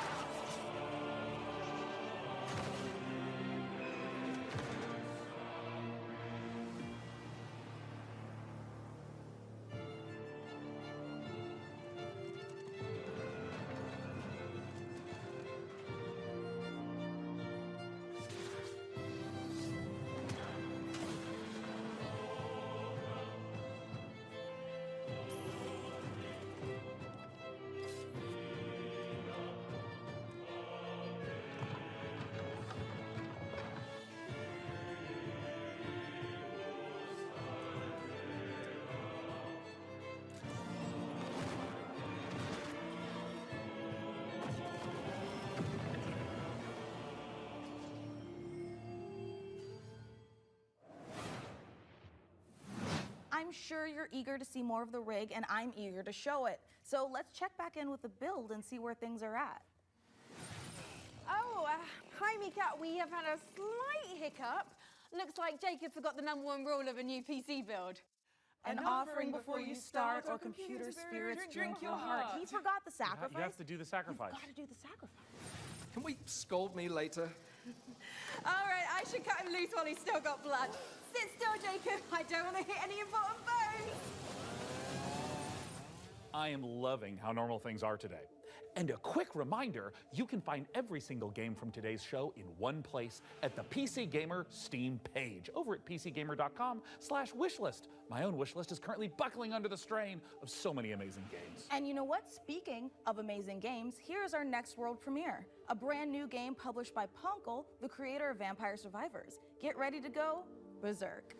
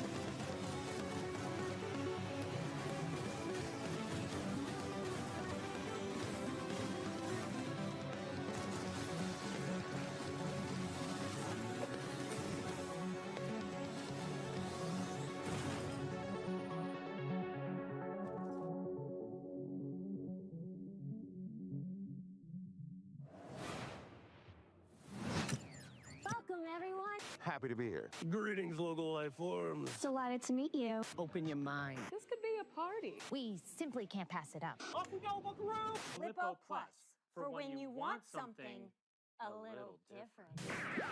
Coming your way. Now. Hold up. What's on your mind? Aliens. The anomaly. The bend. We could theoretically send TV through it. We already are. The Bend is a planet-wide hallucination and a hoax. Everybody seems so anxious to say something that they don't get their facts straight first. Consider the Bend as a source of signal intrusions and dangerous interference. The Bend is the future. It's our future. Couldn't catch me zooming into any bend in space. Let us eagerly embrace the abyss. Another dimension and television. Only on Blippo Plus.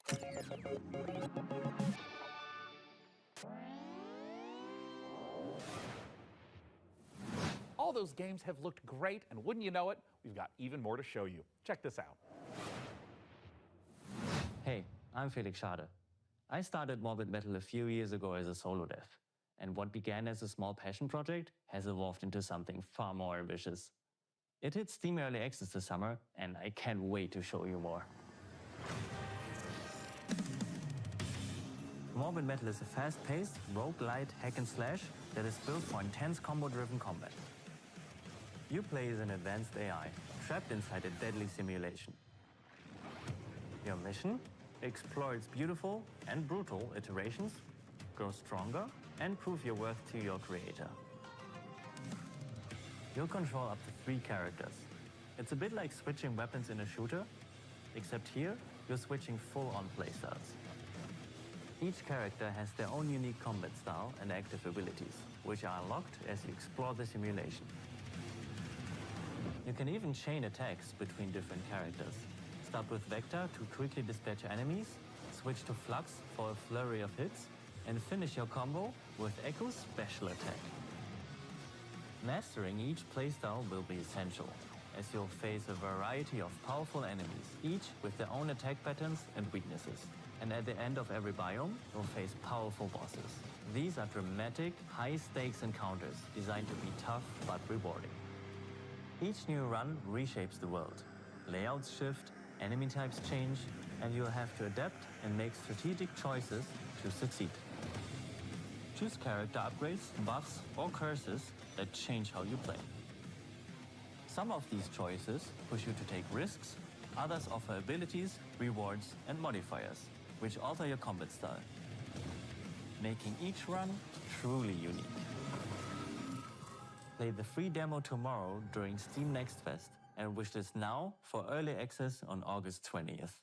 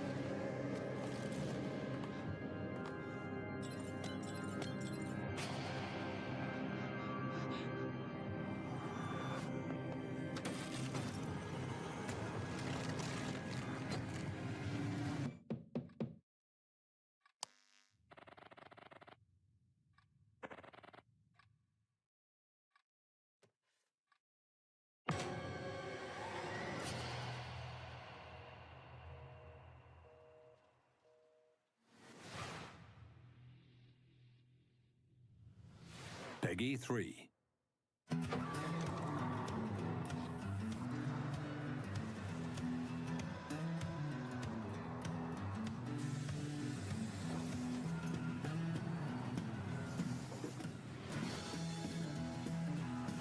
Good morning, Emberville. Today is the first day of our very own public bus service.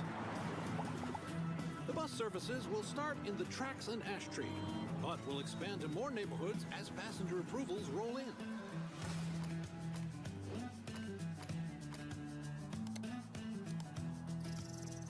The The City Council says this will be the test to see if more public infrastructure is worth improving. So get out there, ride the bus, and let your voices be heard.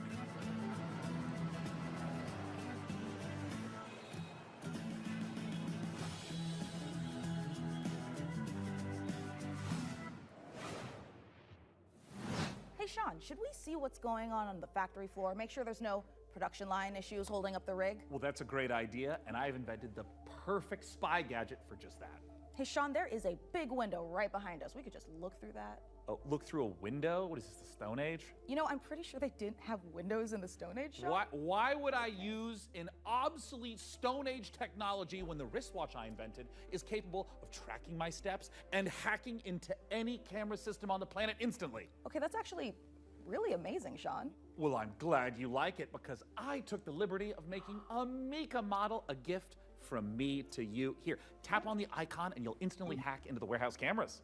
Okay, Sean, this is a little bit much. Wait, I have to make an account to use this? Well, it's a free trial for 7 days, but then it's only $9.99 a month after that. What? And look, two-factor authentication for safety. Sean, this is and now I have to connect my Steam account? It's plot vision as a service.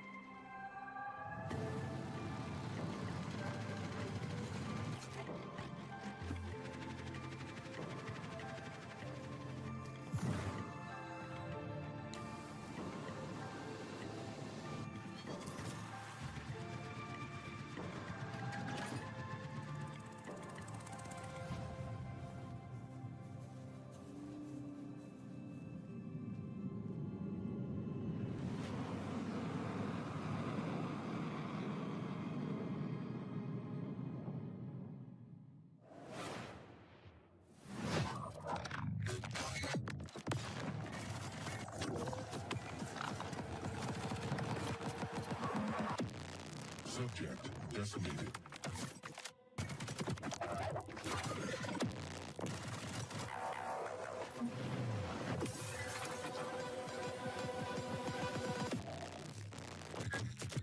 And we're the rats in this cage. You're going to get us out of here. We better get to work.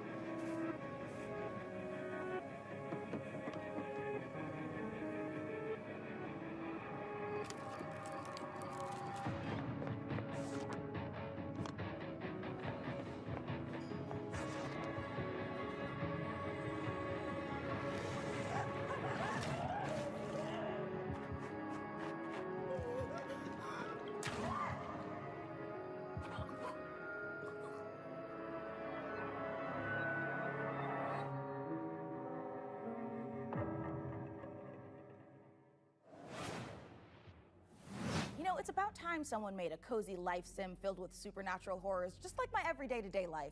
And of course, it's from Blumhouse Games. You know, I often felt that the only thing missing from Stardew Valley was the ever-present danger of murder. So this should hopefully scratch an itch. And Grave Seasons isn't the only world premiere horror game we've got for you. Feast your eyes on this, if you dare.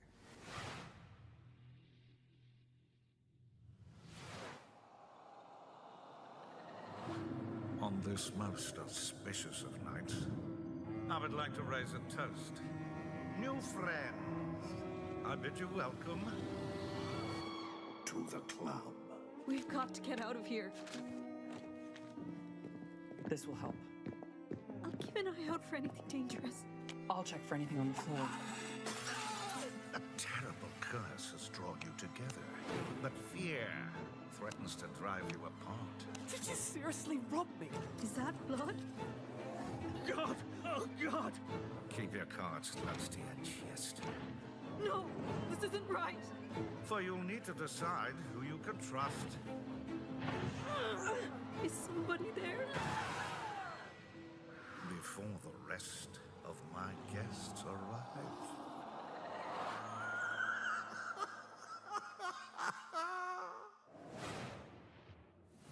Born of the Abyss, Vampire the Masquerade, Bloodlines Unofficial Patch, Doom 3 Phobos, and more mods join GOG. Pre-installed and ready to play, smooth as never before. Just add the mod to your library, click download, and install it. It's that simple. GOG has teamed up with modding communities to bring you iconic fan creations, which, by restoring cut content, fixing long-standing bugs, to introducing entirely new quests, characters, and experiences, breathe new life into classic titles.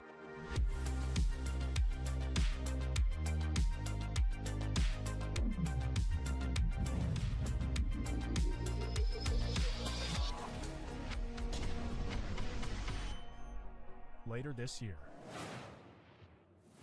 Hungry? Yeah! Get some fast food. Velocity noodles. Fast food at this bad.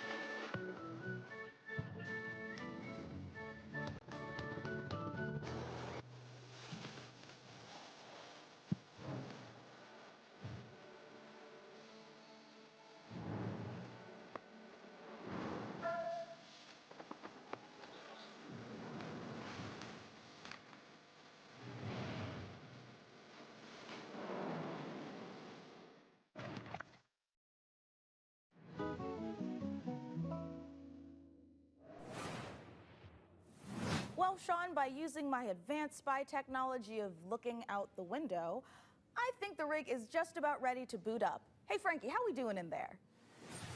I think we are just about ready to power this bad boy up. What do you think, J-Money? She's ready to roar. Sean, would you like to do the honors? Oh, you guys, I thought you'd never ask. Ugh. It's alive!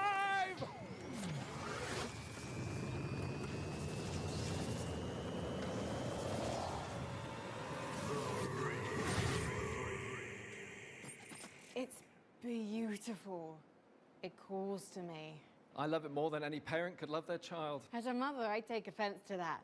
But in this case, I'll allow it. And if you are watching this now, this very PC could be yours. Mika, what do they need to know? That's right, you could be the proud owner of the rig. In all of its top-of-the-line AMD-powered gaming glory. All you need to do is follow the link below and fill out the PC Gaming Show survey, and you will be entered in a chance to win. I mean, I'd like to enter myself, but I am public enemy #1 in 14 countries, and I'm not about to add another. So head on over to pcgamer.com/survey now and get your hat in the ring. So our build might be finished, but we've still got more games to show. So let's take a look.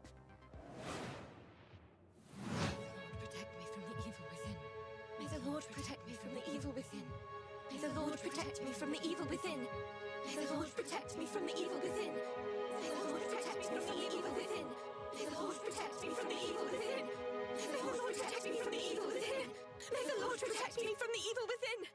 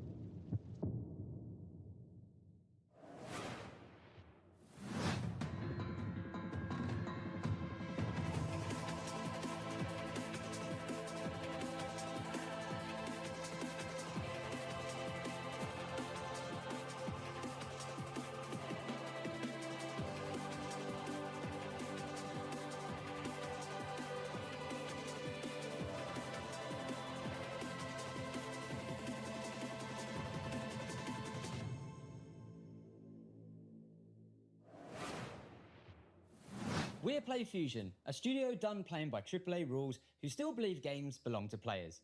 Ascendant is an FPS capture the flag reimagining where strategy collides with chaos.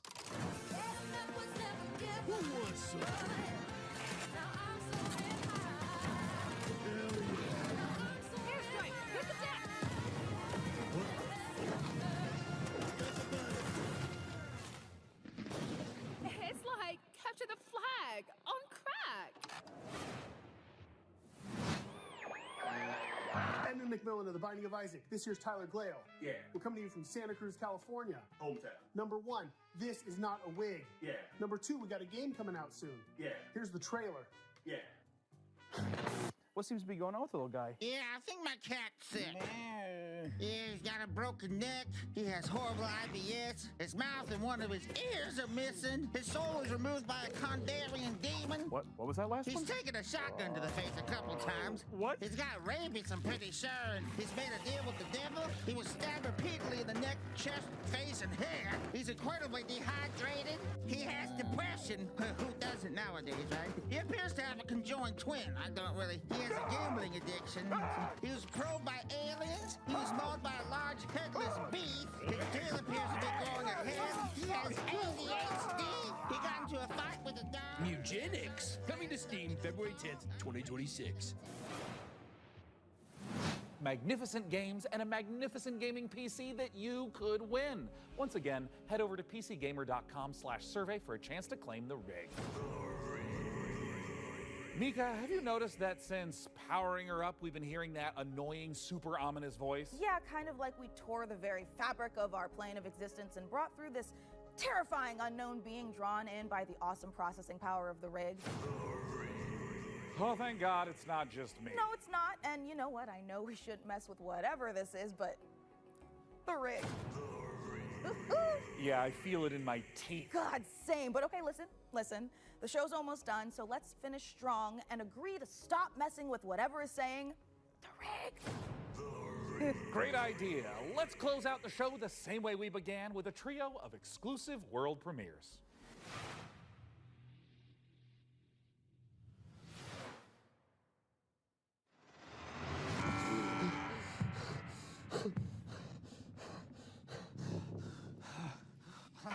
Paul Mason, 34, former surgeon at Westwood Hospital. You've been brought here to perform a surgery.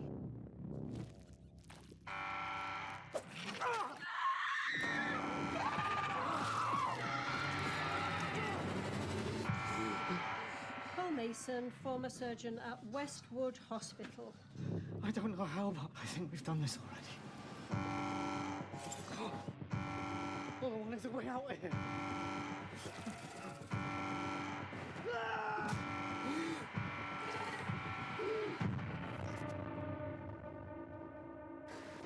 Warning, specimen containment breached.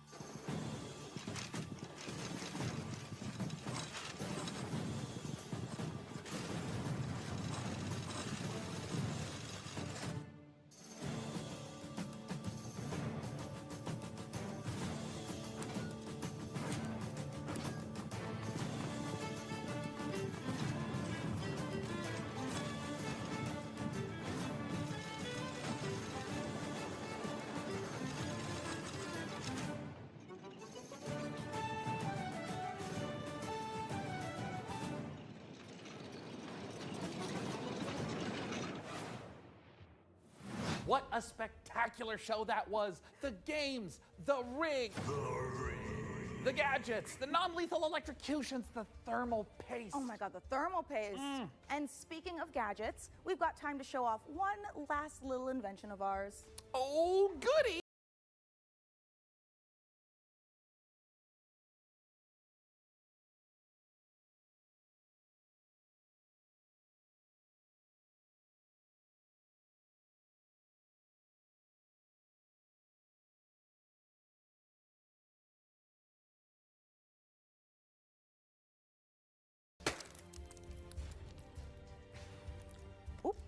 Yeah, this is just a normal keyboard. It's Jim's from accounting. Poor guy can't catch a win, and this soon after the divorce? Oh, a reminder to everyone, thermal paste isn't food. A big thanks to Frankie and Jacob for building the rig. And thanks, of course, to all of you for tuning in. We'll have to work super hard to top this when the PC gaming show Most Wanted returns in December. Thanks for watching. See you in December, everyone.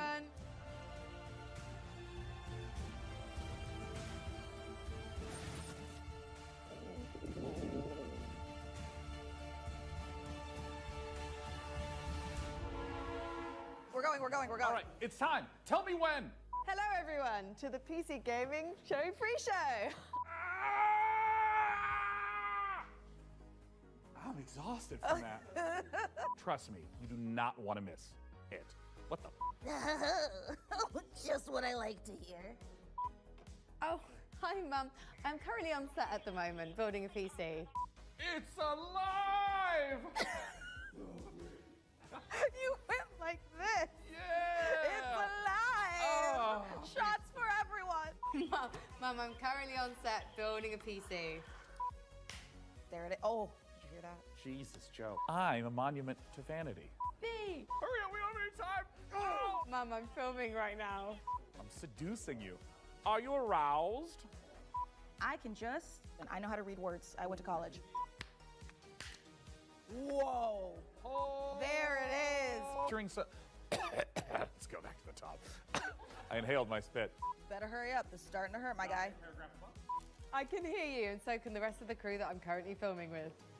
Let's take a look at our next game. That's